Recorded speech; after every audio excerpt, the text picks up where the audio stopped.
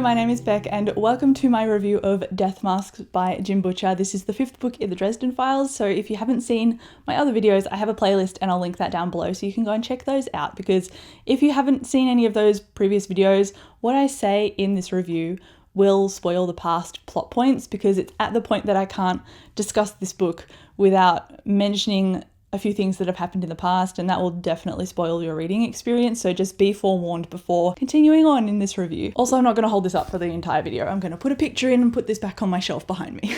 Let's get into what this Death Masks book is actually about. So, like I said, this deals with the culmination of a lot of stuff that has been set up in the prior books. So we've got the Red Court of Vampires and the White Council starting a war with each other, and Dresden has put himself in the middle of that, kind of by accident, kind of by happenstance, because of the things that happened in one of the prior books. And so he gets set up in a duel with one of the higher ups in the Red Court because they don't want this war to go ahead. So he's got to fight this duel so that if he wins, it won't go ahead.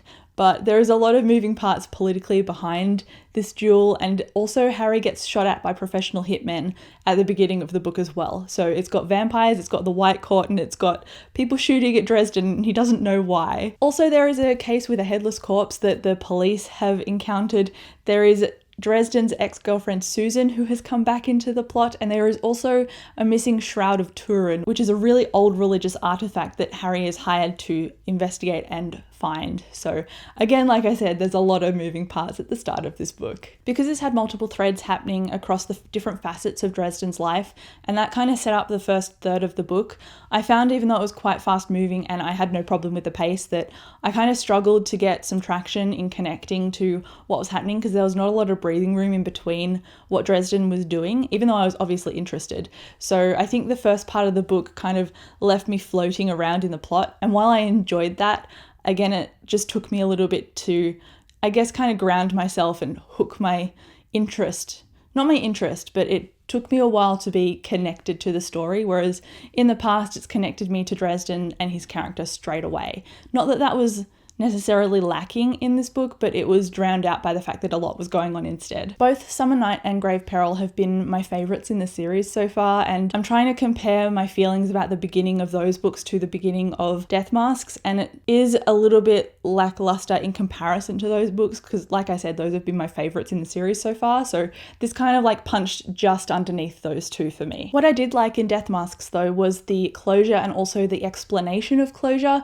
Without getting into spoiler territory, I like that Dresden's ex-girlfriend Susan actually showed up in this book, and so we got more of a dialogue with her after experiencing all of Dresden's grief in Summer Night. So we got a progression of that story arc and those character threads, I guess. Like I said, this was like the closing of one character arc or a few character arcs, but it also meant that there was space to open a new kind of direction for the book, and that has been set up by another character that I'm quite intrigued by.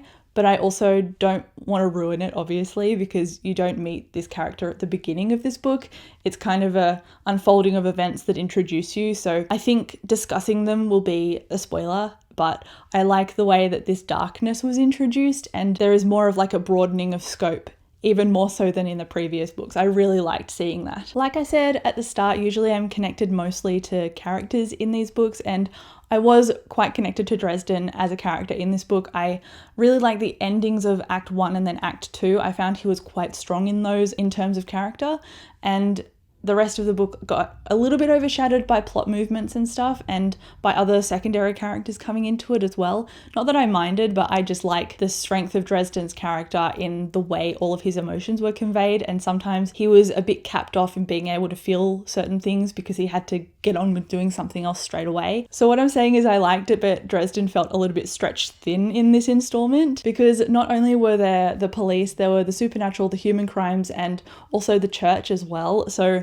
he felt quite stretched thin in this book, with a lot of the plot that was kind of taking up a lot of his time. When I think in the past it's usually been, you know, one or two of these, maybe a third thing, and in this book it was like at least 4 or 5 things that were all happening at the same time. So yeah, my major takeaway is that this book was a lot busier than the rest of them, but I think it's built up to a particular point where it was like a crescendo and it had to be this busy in order for things to be wrapped up in certain aspects of the story. But like I said, there were parts that I enjoyed. Act 1 and Act 2 endings were awesome, and particularly there was a scene in here with Harry and a rubber duck, and I found it quite hilarious. It was just like quite a note of spontaneity and humour that I have grown quite accustomed to hearing about in the Dresden books so far. So overall, Death Masks, it did shock me, it did make me laugh, it did build up a whole bunch of character, but it took a little bit longer to get there than the previous books, at least in my opinion and the way I felt about it. So it kind of lost me a little bit at the start, not in like a completely disengaged way, just in a, oh, okay, I haven't been able to settle with Dresden's character because he hasn't had a moment to settle kind of way. But you know, not every book in a series can be 5 stars, and I gave this a 4.5 out of 5. So it was still one that I really quite enjoyed. I definitely liked it more than Full Moon, which is the second book in this series, but it's not a new favorite in this series for me. But like I said, they can't all be 5 stars, right? I think if you're someone who likes plot-driven books more than deep character-driven books, then you're going to be drawn more to Death Masks in this series, at least so far, because while character was prevalent in this book, I found that the plot really drove it because it really needed to tie stuff up in the series in order for other character arcs and other story arcs to be opened up after threads were tied off. So I guess that's my takeaway. I did really like this. I gave it 4.5 out of 5 stars. Obviously this wasn't a favorite like I've said, but it was pretty high up there in rating, so I'm looking forward to continuing as usual. But do let me know down below in the comments what you rated this book. I would be interested to know because I know that my rating of Full Moon kind of aligned with everyone else's opinions and expectations, so I'd be interested to see if my opinion of Death Masks aligns with a lot of other people's expectations about this book, because it is significantly, well not significantly, but at least 5 books into the series now, so hopefully other people have rated this a little bit lower and then the books after this a little bit higher. Hopefully we're going up in this series and not down, but I'm always going to come back for a laugh and a mystery, but I will chat to you down in the comments. Thank you so much for watching this video and I'll catch you in my next one. Bye.